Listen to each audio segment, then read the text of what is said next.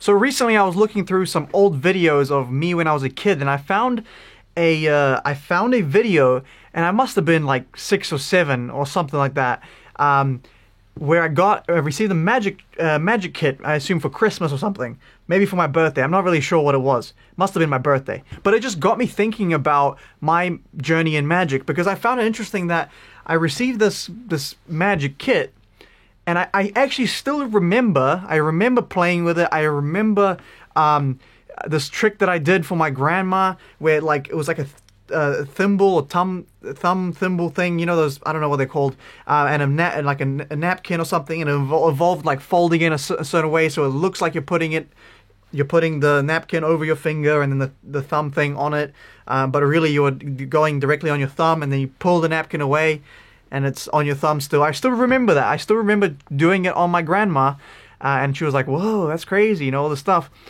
But it's interesting to me that I never actually got into magic after that. Like, I played around with it. I remember very vividly practicing when I was, you know, those real young. But it just I kind of put it aside and never really touched it.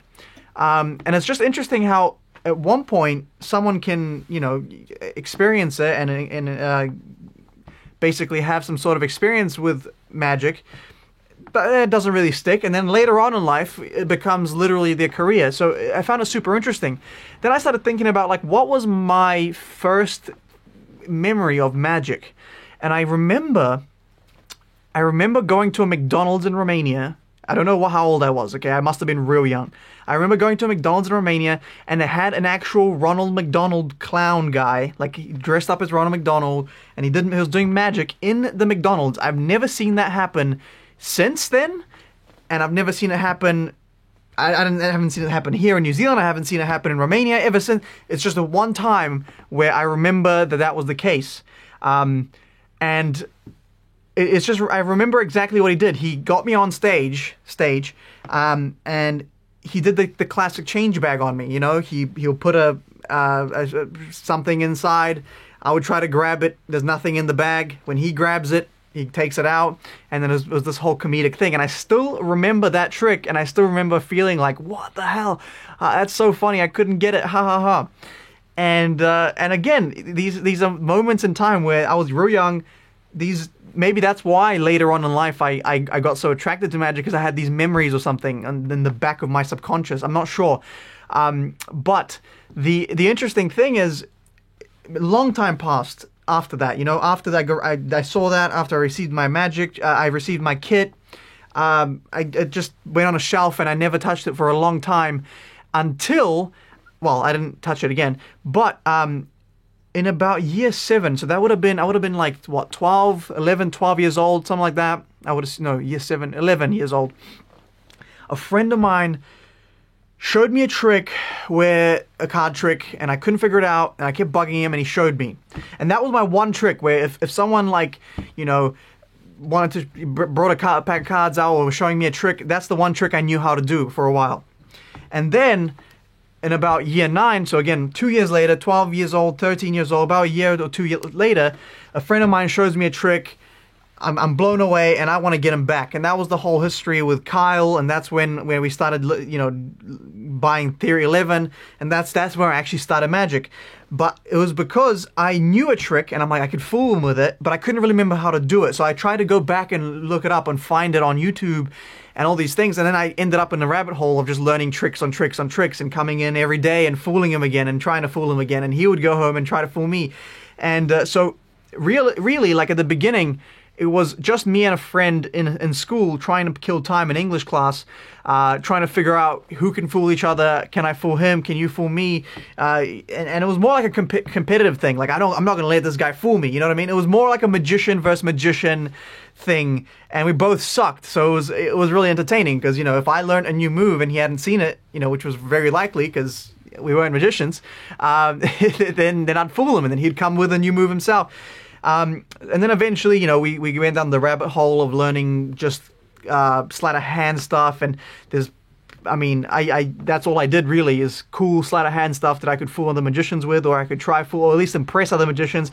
My whole journey at that point, you know, from maybe 12 to 14 years old, was just fooling magicians, trying to, you know, just I went to magic clubs and I would like try to fool magicians, or I remember I had a download. I don't remember where I got it, maybe Theory 11 or something, and I took it to my local magic club, and they didn't know how I was doing it, and like that was what really fueled me.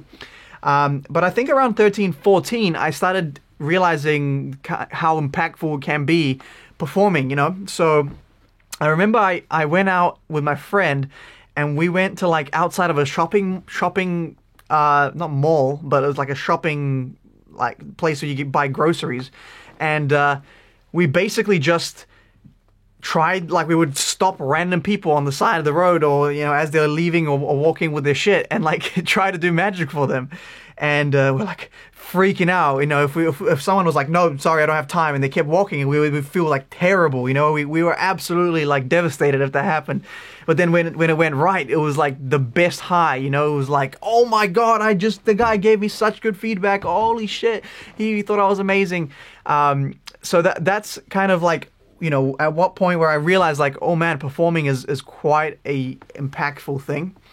And then after that, I kind of took a break from magic. I don't know how long it was. But, I would still practice all these crazy moves. I would still be, doing stuff like if I had a school project and I had to like, make a video or something, I would do like a cardistry video, I would, like, I was still, just going home and watching YouTube or playing, talking to a friend and holding cards and shuffling. So I wasn't losing the skill set, but I wasn't really improving. I wasn't learning anything new. I wasn't like trying to perform. I wasn't trying to create. I wasn't trying to read about, like, you know what I mean? It was kind of a break where I was still playing around with stuff. And over like from about the age of like 14 to the age of like 18, I was just, I moved around a lot, like school-wise, and it was just like I didn't feel like I was fitting in. A lot of social anxiety at this point.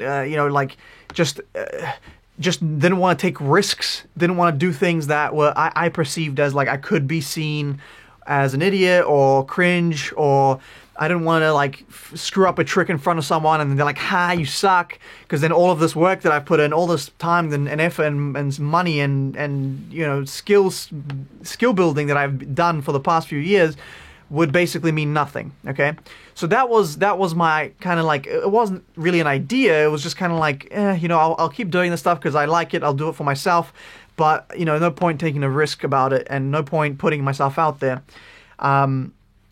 And I wanted to do medicine. I wanted to do a lot of things in academia, and then I went to university and did one semester and basically dropped out because I was like, this is way too hard. I can't memorize all these. Like, I did health science, which is over here it's like pre-medicine, right? So you do like a year of that, then you try to apply for medical school, and for me it was just like, there's no goddamn way I'm ever going to be able to memorize a textbook in a month, which is what basically they want you to do. And so I was just like, this is absolutely bullshit. Dropped out, was super depressed because I'm like, okay, now what? Like my whole life dream of becoming a doctor or whatever it was at that point, which now it sounds very, very silly talking about it now, but back then that was like my only reality. And I felt like a failure and all this stuff. And then eventually, I started working just construction, and just like I was like, okay, well, if I don't know what I want to do, I might as well make some money and save. And then while I was working in construction for my dad's tiling company, I was depressed as hell. I was just doing stuff I don't want to do, and I was like, man, you know what? I'm good at the skill set. I started watching Gary Vee. If you don't know who Gary Vee is, look him up right this second. But I started watching Gary Vee, and I was like, you know what, man? I'm good at the skill set. I might as well try to make something from it, right? So I started like trying to figure out how. I mean, I've had watched a ton of YouTube, and I had a pretty good understanding of how the platform worked. So I was like, how can I make content that's constant, but also I can make it every day? And so that's where the reactions started coming in, and I figured, well, if I put something at the beginning and do a trick at the beginning, then it kind of legitimizes my role as a magician in the video. People believe me more when I have, I'm more trustworthy. People believe what I'm saying about whatever I'm talking about. So that's kind of how it blossomed. And then from there, people wanted to see more performances. I started doing magic. Like I started performing magic. That was terrifying at the very beginning. When the first few times I performed, I was shaking, I was screwing up. But, you know, I got through it. Eventually, kept doing it, kept trying to do it for videos, you know, started doing it for at festivals. They would like give me free tickets to come and work. Like just slowly started building a little thing. Then I went to the Wellington Convention, met some magicians that were full-time, and they were like, bro, like you have the skill set. I don't know why you're not working full-time. And then from there, I just started doing gigs, and you know, from like it's kind of history. It's the rest is history. What's that saying? But it's super interesting to see the progression where it was like at the beginning it didn't really connect with me, and then at a different point in my life it became like this all-consuming force that I just couldn't stop. I mean, I would literally be practicing like 6-7 hours a day. My cards were in my hands. There was no way you would see me without cards. And then it went to like completely pushed away. Oh, I'm going to be serious. I'm going to study medicine. And then it goes back to like, all right, let's try and do this dream that I have. And then it becomes work. So the dynamic constantly changes around what this thing is. And I just feel like it's super interesting. And for a long time, you know, I was like, oh, I'm a close-up guy. That's my close-up thing. I just want to be really good at close-up. I got decent at it. You know, I feel like I've reached some level of expertise in certain areas of close-up work. I understand audience management. I understand where to be. I understand how certain moves link together. I understand how spectators think. Like I've done hours and hours and hours of, you know, weekly gigs and stuff like that. So I feel like I've reached a certain point, and now it's like, what now, you know?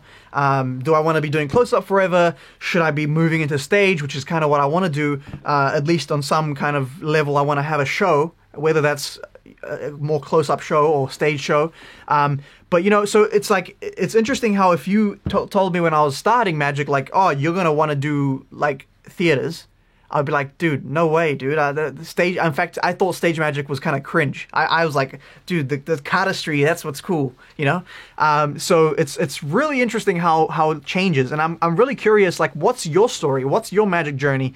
How did you, if you're a magician watching, if you're not, I'm curious to hear, like, why are you interested in magic? Because obviously if you're on this video and you follow my stuff, you obviously have interest in magic.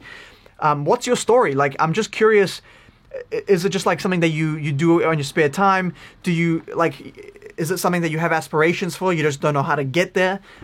You know, like how many of you are actually just like, just people watching, people enjoying, and that's it? You don't want to be anything more? And how many of you are aspiring to be the next Darren Brown? You know what I mean? And that's a crazy thing to say. It's almost blasphemous because who the hell can match that guy?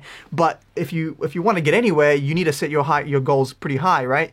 Like if you don't believe that if I didn't believe that YouTube channel, well, to be honest, I didn't believe, but on some level I had to be crazy enough to put it out there and just be like, I don't care what people think. I don't care if people think it sucks. I'm just going to put it out. I'm going to adjust my content, but at the same time, like, I can't live off other people's opinions, right? I have to have a goal, and I have to try to get to it. So I'm curious to hear what your story is. Leave it down in the comments below. And I'm just curious, like, just in general, like, what's my viewership? What's the demographic? What are we doing? Who's actually watching this? And who are you as a performer, as a magician, as a viewer, as a spectator of magic, as a lover of magic? What do you enjoy about magic? What defines you in magic? Leave it down in the comments below. I'm really curious to read them all. I will read them all, and I will respond to the ones that I think that are legitimate. If it's just a troll, I probably won't respond. But if you're actually, you know, engaging, I will respond to you in the comments. Leave it down below. That's my story. What's yours?